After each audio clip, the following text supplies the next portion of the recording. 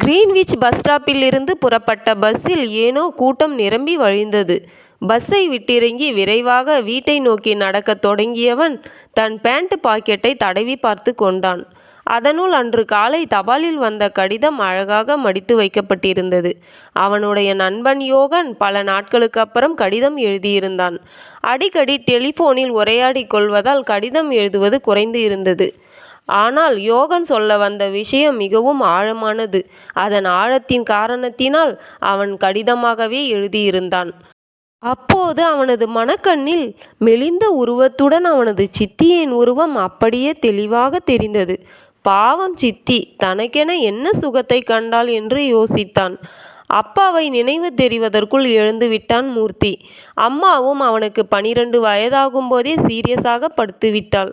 வெறும் களையத்தையும் நீலவானத்தையும் தவிர எதையும் தெரிந்து கொள்ளாத வயதில் நட்டாற்றில் துடுப்பின்றி தள்ளாடும் படகை போல தத்தளித்த மூர்த்தியின் உதவிக்கு வந்தால் அவனது அம்மாவின் ஒன்றுவிட்ட தங்கையான பங்கஜம் சித்தி. திருமணமாகி 1 வருடத்திற்குள் கணவனால் கைவிடப்பட்டு தனியாக தானுண்டு பரமனின் சேவையுண்டு என்று வாழ்ந்தவள் தான் குடிக்கும் கூழில் 1/2 பங்கை அவனுக்கும் கொடுத்து கண்ணின் மணி போல காத்து வந்தாள். 2-3 வருடங்களுக்குள் அம்மாவும் காலமாகவும் சித்தியின் நிழலிலேயே தங்கிவிட்டான் மூர்த்தி. பொருளாதார சிக்கலினால் 10ஆம் வகுப்புக்கு மேலாக கல்வியை தொடர முடியாது. அங்குமிங்கும் சின்ன சின்ன வேலைகளை செய்து சித்தியுடன் வாழ்ந்தவனுக்கு ஈழத்தின் போர் சூழல் ஒரு விடிவை காட்டியது.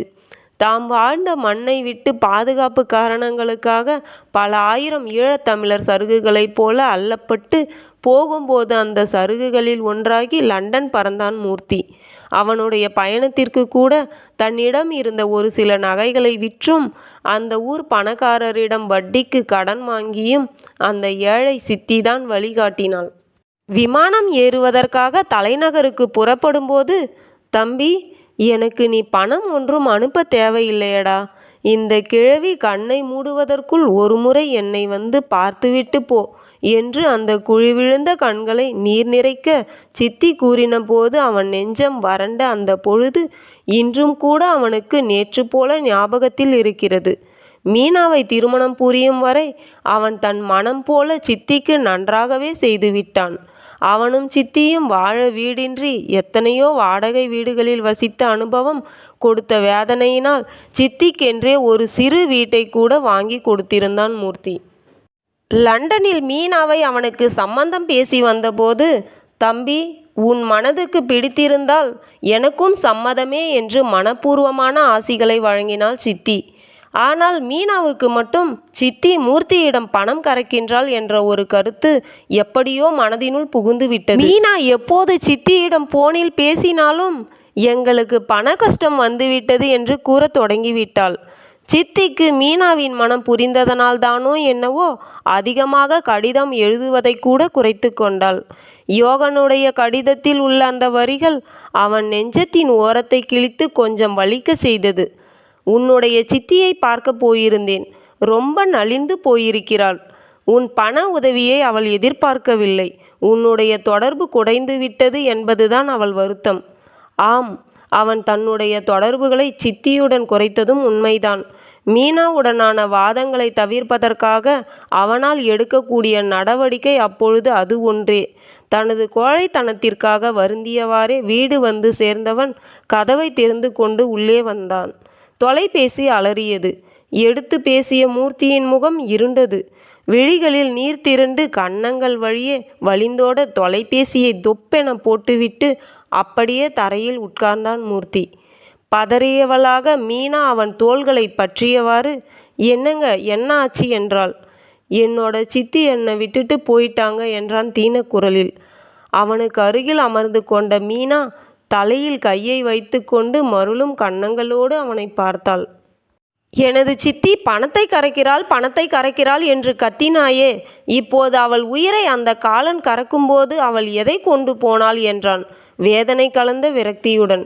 அடுத்த நாள் காலை 10 மணி இருக்கும்போது வீட்டுக்கு வந்த அந்த ஒரு மனிதர், என்னோட பெயர் ஏகாம்பரம், நான் யாழ்ப்பாணத்தில் பங்கஜம் அம்மா வீட்டிற்கு அருகில் வசிப்பவன். 3 நாட்களுக்கு முன்னர் தான் இங்கே வந்தேன் என்று சொல்லிவிட்டு தான் கையில் கொண்டு வந்திருந்த பார்சலை மூர்த்தியின் கைகளில் கொடுத்து, இதை உங்க கிட்ட ஒப்படைக்க சொல்லி உங்களோட சித்தி வேண்டி கேட்டுக்கொண்டாள் என்றார். அந்த மனிதர் அங்கிருந்து கிளம்பியதும் கையில் இருந்த பார்சலை பிரித்தான் மூர்த்தி. அதனுள் அவனது சித்தி மீனாவுக்கு என்று பெயரிட்ட கடிதத்துடன் தனது தங்க தாலியையும் அதனுடன் சேர்ந்த தங்க சங்கிலியையும் வைத்திருந்தாள். மீனா அந்த கடிதத்தை வாங்கி பிரித்தாள். அன்பின் மருமகள் மீனாவுக்கு, என்னை விட்டு எப்போதோ பிரிந்த எனது கணவன் இறந்த செய்தியை நேற்றுதான் நான் கேள்விப்பட்டேன். எனக்கென என்னிடம் இருக்கும் சொத்து இந்த தாலி ஒன்றுதான். எனக்கு பின்பு உனக்குத்தான் சேர வேண்டும் என்பது எனது ஆசை. மறுக்காமல் பெற்றுக்கொள். என் பெயரில் தம்பி மூர்த்தி வாங்கிவிட்டிருந்த இந்த வீட்டை தம்பியின் பெயருக்கே மாற்றியுள்ளேன். உங்கள் இருவரது அன்பு மனங்களையும் நான் அறிவேன். மூர்த்தி மிகவும் அருமையான மனிதன். அவனை நன்றாக பார்த்து கொள்ளம்மா. என்றும் உங்கள் மீது உயிரையே வைத்திருக்கும் சித்தி என்று சித்தி எழுதியிருந்தார். கடிதத்தை வாசித்ததும் ஓ என்று கதறிவிட்டாள் மீனா.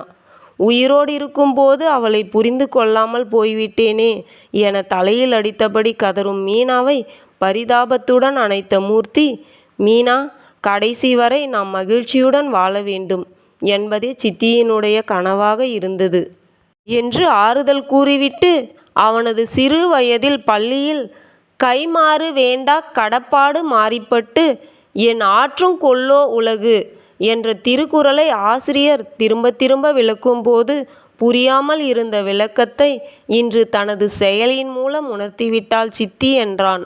ஆம், மழையானது இந்த உலகில் கைமாறு எதிர்பார்த்து பொழிவதில்லை. அதேபோல அந்த மழையை ஒத்த நல்ல மனிதர்கள் செய்யும் செயலுக்கு கைமாறு எதிர்பார்ப்பதில்லை. எத்தனை உண்மையான கருத்தை ரத்தின சுருக்கமாக சொன்ன வள்ளுவ பெருந்தகை அறிவின் அடிப்படை. இந்த கதை கூறும் நீதி, கதையின் நாயகி சித்தி மழை மேகத்தை போன்றவர். தான் நேசித்தவர்களுக்கு வாரி வழங்கும் போதும் அவர்களின் வெறுப்பை சம்பாதிக்கும் போதும் அவர் எதையும் எதிர்பார்க்கவில்லை. உண்மையான அன்பு பிரதிபலன் பாராது என்பதே இந்த கதை கூறும் கருத்து. நன்றி.